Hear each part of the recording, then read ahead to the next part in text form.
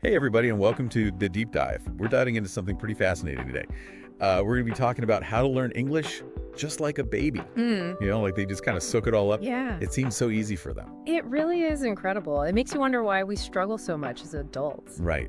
And before we even get into all that, I'm just curious, Yeah. how many words do you think you actually need Okay. to have everyday conversations in English? Take a guess. Like, I'll tell you the answer later, and I think you'll be surprised. But first, let's dive into some of the common mistakes that people make when they're learning English. right. And I think a really big one, especially at the beginning, Yes. is focusing too much on grammar rules. Oh, absolutely. It's like trying to build a house by starting with the roof. Right. You know? Babies don't learn that way. They listen, they absorb the sounds, and they start talking before they even know what a verb is. So you're saying ditch the grammar books and just immerse. Exactly. Start with simple phrases, focus on understanding and responding, and I guarantee you the grammar will naturally fall into place. Our brains are pretty amazing like that. They are. They're wired to pick up on patterns, just like a baby's brain. And speaking of things that babies do, another mistake we often make is neglecting listening practice. This is a big one. Think about it.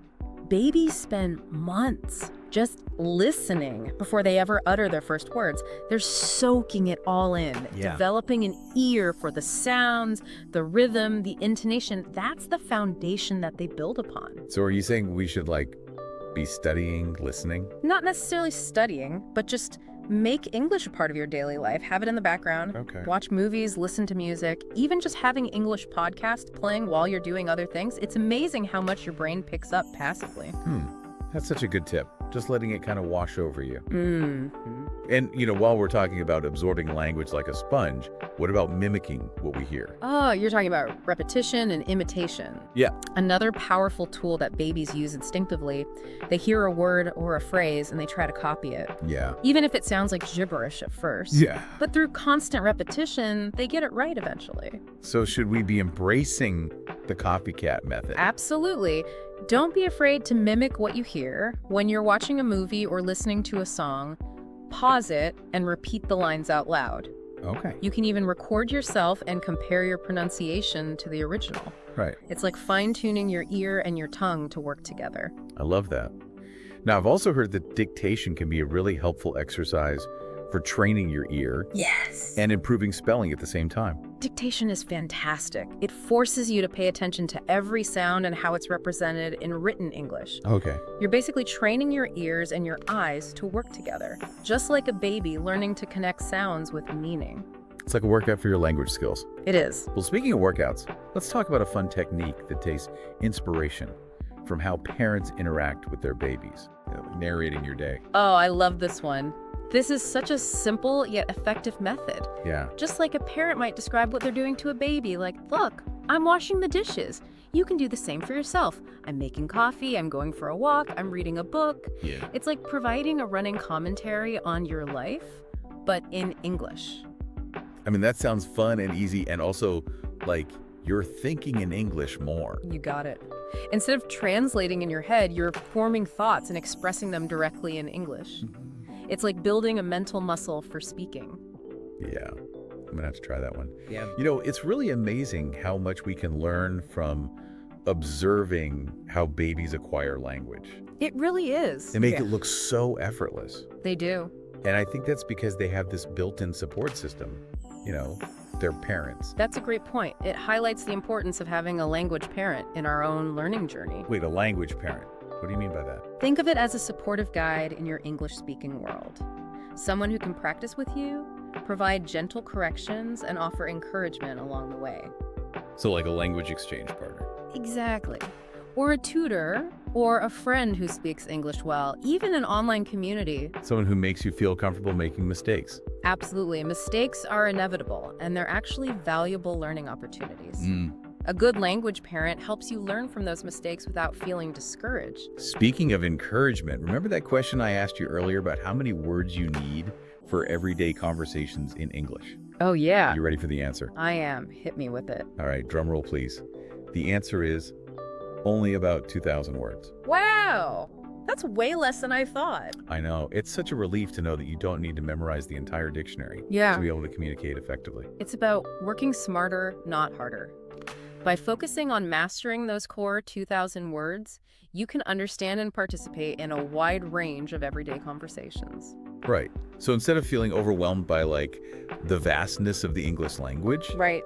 we can streamline our efforts and focus on building a strong foundation with those key words. Exactly. Remember, just like a baby learning their first language, it's a journey, not a race. Embrace the process, have fun, and don't be afraid to make mistakes. That's such great advice. I think we're going to take a quick break, All right. and then we'll be right back with more of the deep dive. Welcome back to the Deep Dive. We're going to keep going with our exploration of learning English like a baby. Yeah, uncovering all those simple but powerful techniques that babies use. Exactly. Remember, immersion, repetition, and lots of trial and error. They don't even realize they're learning. So how do we as adults apply those same principles to our own English learning? It's like we've lost that natural ability. Well, one key takeaway is to shift our focus from memorizing rules to just absorbing the language. So Right. instead of getting bogged down with verb conjugations, Yeah. try immersing yourself in authentic English content. Movies, TV shows, music, podcasts. So surrounding yourself with the language and letting your brain do the work. Precisely. And as you're listening, don't be afraid to mimic what you hear. Repeat phrases, practice pronunciation, even try something called shadowing. Shadowing, what's that? It's like having a conversation with your favorite English speaker. Oh! So you choose a short audio clip, Okay. you listen carefully, and then you try to speak along with it, Okay. mimicking the speaker's pace and intonation. So you're like their shadow. Exactly. It helps you internalize those natural rhythms and improve your pronunciation. That sounds like a really good tip. Yeah. And speaking of tips, what about that technique we discussed earlier? Narrating your day. Oh, yeah. It's such an easy way to practice thinking in English. Right. As you're going about your day, just describe what you're doing, in English. Yeah. I'm making breakfast, I'm walking the dog, I'm reading a book. Yeah. Just basic stuff like that. I really like how easy it is to just add these techniques into our daily lives. By using these, baby-like learning strategies, we can make learning English way less intimidating and more fun. Absolutely. It's all about taking the pressure off and rediscovering that joy of learning. Remember, it's a journey, not a race. Be patient with yourself, celebrate your progress, and don't be afraid to make mistakes. It's funny how as adults we're so afraid of making mistakes. I know. We hold ourselves back. But think about babies. They make mistakes constantly and they learn from them. That's true. Every mispronounced word, every grammatically incorrect sentence, Right. it's all part of the process. They don't even care. Exactly. So how do we change our mindset so we embrace these mistakes as opportunities to learn? Well, think of it this way. Making mistakes means that we're pushing ourselves. Right. We're trying new things and we're expanding our comfort zones. It's proof that we're actually learning. So it's like evidence of our progress. Exactly. And remember, we don't have to do this alone. Having a supportive language partner can make a world of difference. You mentioned this before, this language parent concept. Yes. Can you tell me a little bit more about how that works? Just like babies learn and grow with the guidance of their parents, having a language partner can be incredibly beneficial. Okay. It could be a language exchange partner, a tutor, a friend who speaks English fluently, Yeah. or even a supportive online community. So it's all about having someone there who can provide that encouragement. Exactly. Gentle corrections, opportunities to practice speaking. In a safe and supportive environment, Absolutely. And someone who can celebrate our successes along the way. no matter how small. Exactly. Like having a cheerleader, in your corner, rooting for you. I love that analogy. And speaking of things to celebrate, remember that amazing fact we discussed earlier? You only need to master about 2,000 words to have everyday conversations in English. Oh, yeah. That's pretty incredible. Such a small number. It's so reassuring. To know that you don't need to memorize the entire dictionary to be a confident speaker. So how can we make sure that we're focusing on learning those essential 2,000 words effectively? Well, one great approach is to start with high-frequency words. What are those? These are the words that are used most often in everyday conversations. Okay. And there are lots of resources available online that list those. So it's not just about learning any 2,000 words. Right. It's about making sure that we're learning the right ones. Exactly. You want to get the biggest bang for your buck. Right. And another tip is to learn words in context. But what do you mean by that? Instead of just memorizing lists of words, Okay. try to figure out a word's meaning based on the words and sentences around it. So like when you're reading a book Exactly. or watching a movie, Yes. you can use the context to understand the word, Exactly. It helps you understand how the word is actually used in different situations. like a puzzle. Yes. And don't underestimate the power of spaced repetition. What is that? It basically involves reviewing the words you've learned at increasing intervals. And this helps move those words into your long-term memory. So you're not just learning the word and then forgetting it. Right. You're revisiting it over time and really making it a part of your active vocabulary. It's so smart. And there are even apps that can help you do this, create personalized schedules and stuff. It's like having a personal trainer. Exactly.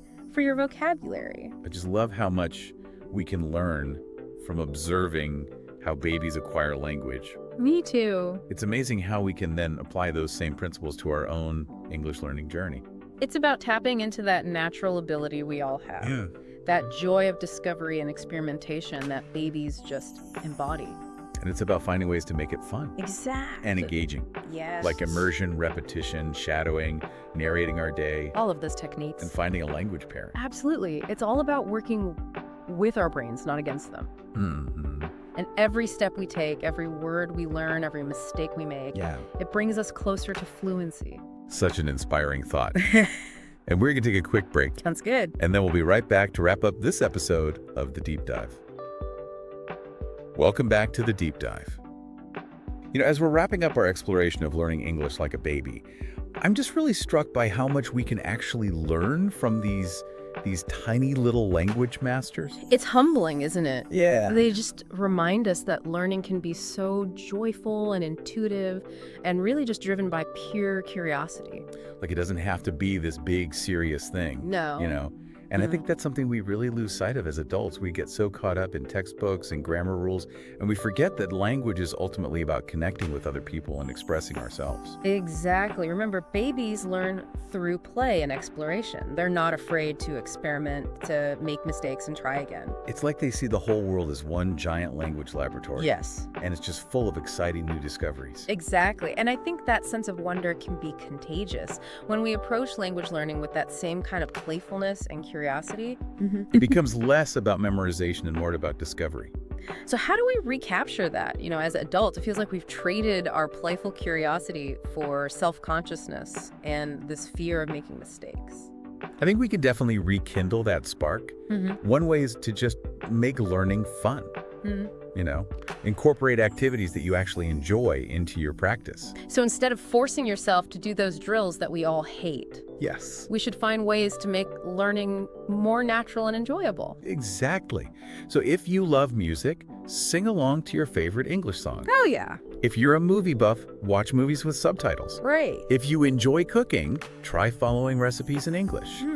The key is to find ways to make it feel less like a chore and more like a natural part of what you already love to do. Like sneaking in a language lesson. Exactly. I love that. What about embracing our inner child? Like just playing with the language. Yes. Don't be afraid to be silly, Experiment with different accents. Okay. Try tongue twisters. Maybe write funny poems, even if they don't make sense. Right. Just have fun with it.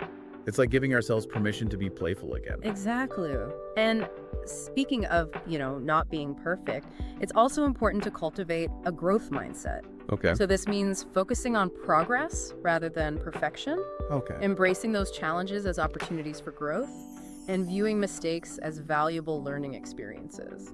So every time we make a mistake, it's actually a good thing. In a way, yes, it's a chance to learn something new and refine our understanding. I think that's such an important reminder, especially for language learners who might be feeling overwhelmed or discouraged. We've all been there. But remember, every successful language learner has faced challenges and made mistakes along the way. It's all part of the process. So instead of beating ourselves up for not being perfect, Right. let's celebrate how far we've come and acknowledge all the hard work that we're putting in. Absolutely. And don't forget to surround yourself with supportive people, people who believe in your ability to learn and who celebrate your successes with you. Like that language parent we talked about. Exactly. Someone who can provide that encouragement and guidance, a safe space to practice and to make those mistakes without being judged. And you know what?